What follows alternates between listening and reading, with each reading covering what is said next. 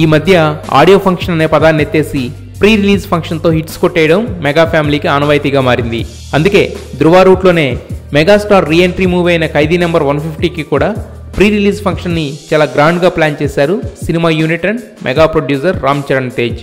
అయితే ఈ ఫంక్షన్కి యాంకర్స్గా మారిపోయారు హీరోలు రానా అండ్ నవదీప్. చిరుపై ఉన్న రెస్పెక్ట్తో, చెర్రీతో ఉన్న ఫ్రెండ్షిప్తో రానా కమిట్ అయితే, ధృవాలో ఇంపార్టెంట్ రోల్ ఇచ్చి ఎంకరేజ్ చేసినందుకు నవదీప్ కనెక్ట్ అయ్యాడు. ఇంతకుముందు సినిమా అవార్డ్స్లో కూడా చిరు రీఎంట్రీపై ఒక పెద్ద డివిజన్ ప్లాన్ చేసి దాన్ని హైలైట్ చేశారు. దాంట్లో కూడా రానా మాట్లాడిన మాటలకు, నవదీప్ డ్యాన్సులకు మంచి అప్లాజ్ వచ్చింది. అందుకే వీళ్ళని యాంకర్స్గా ఫైనల్ చేశారు.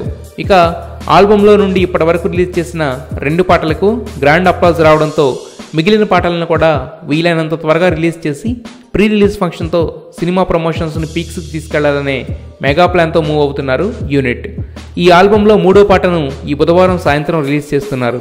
ఇక విజయవాడలో నిర్వహించే ప్రీ రిలీజ్ ఈవెంట్లో థియేట్రికల్ ట్రైలర్ని రిలీజ్ చేసే ఆలోచనలో ఉన్నారు. ఏదేమైనా ఖైదీ నెంబర్ 150ని ఇండస్ట్రీ హిట్గా నిలపడానికి ప్రతి దారిని వాడుతున్నాడు మెగా ప్రొడ్యూసర్ రామ్ చరణ్. ఖచ్చితంగా మీరు అందరూ గర్వించే విధంగాను, అరే ఇదిరా చిరంజీవి అంటే మళ్ళీ అనే విధంగా